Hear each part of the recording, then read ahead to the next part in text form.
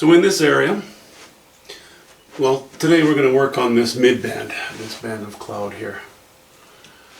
And what I've done so far is I'm working with raw umber, cobalt blue, alizarin crimson, yellow ochre, and white.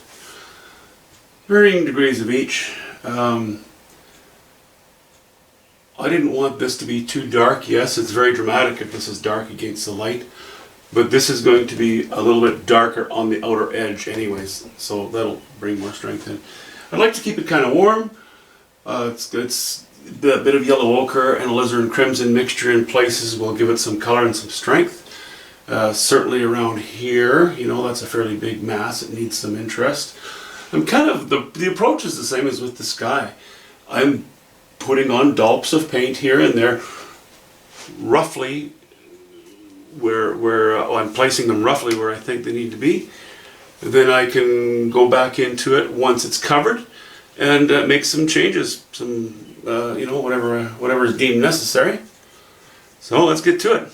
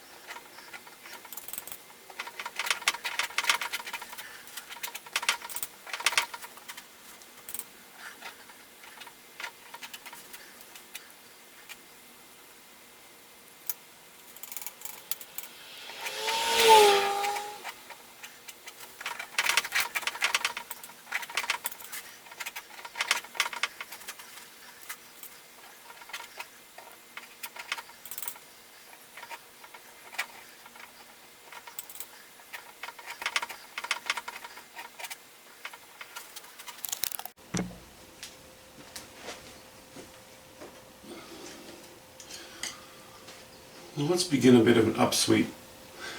And I've got some purple, it's getting a bit pinky. I think I want to get away from that again. I won't add quite as much red to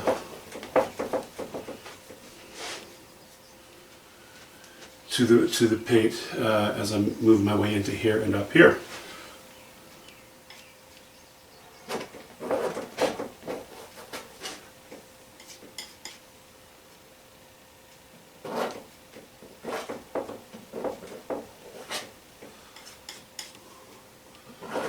In general, it's working out pretty well.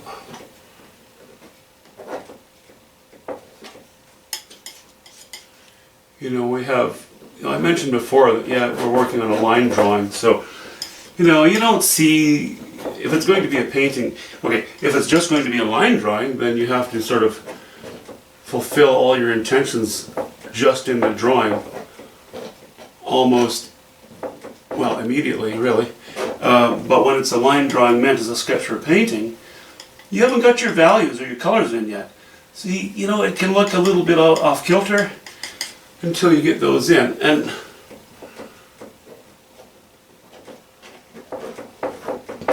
that's kind of what's happening now, you know? It's sort of one-dimensional, or two-dimensional rather, shape in here, you know, and here's another two-dimensional shape. But you sculpt them with your colors and your values, and that's when you really start to know what's going on with the color or with the painting. And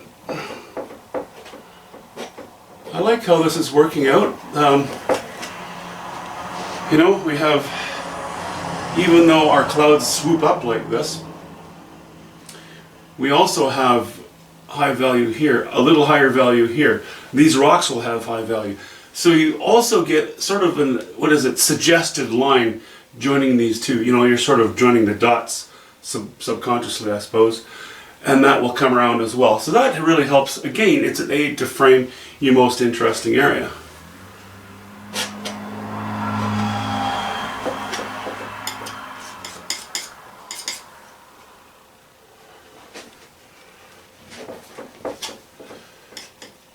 Okay, don't want to be too stingy with paint here.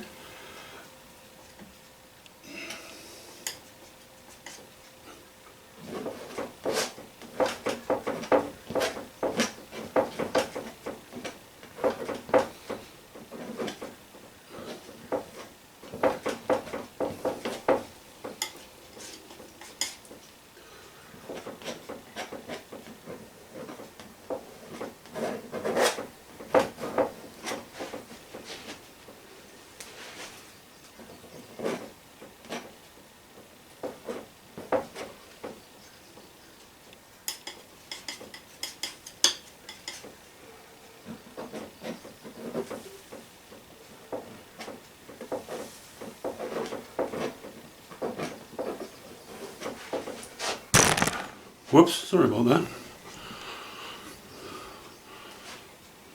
I'm so used to backing up without anything behind me. And I kind of put the tripod for the camera behind me so that you can get a squarer view of what I'm doing.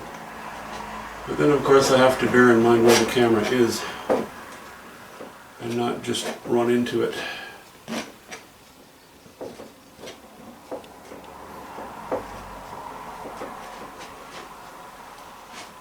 Okay, that's not quite right. That's okay, we'll leave that to her.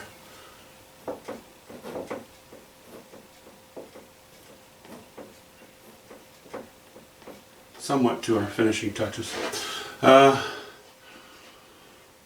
Okay, calm that down a little bit. A little raw umber, not quite as high a value.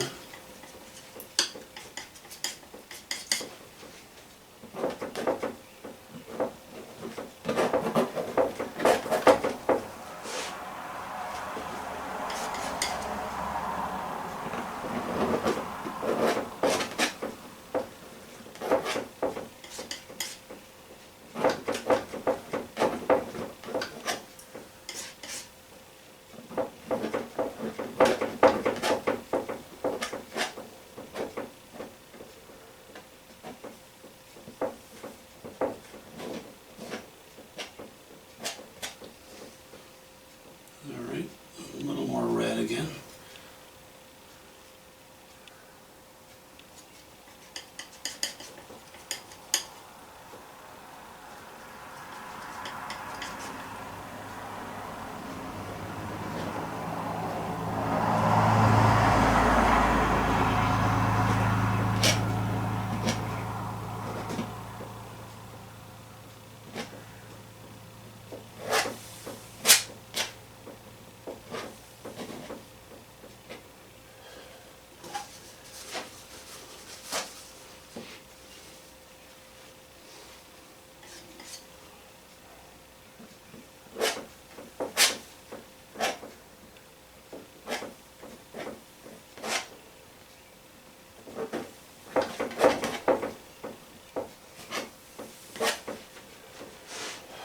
That might be a bit warm. How about if we add just a hint of cobalt blue to that? Just a little.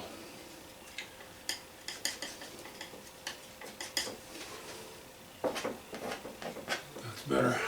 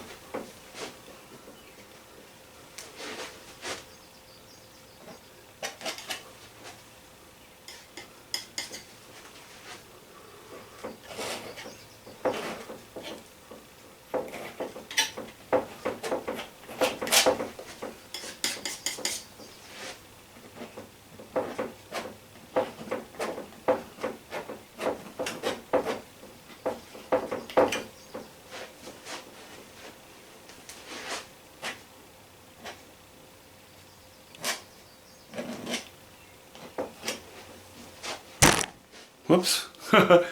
Okay, I gotta move the camera. Okay, well, that bit of sky is in place now. It still needs a little more organizing in a few areas, but in general, I like the palette that's been used back there. I think it's working. Next, we hop into the darker, grayer skies in the foreground.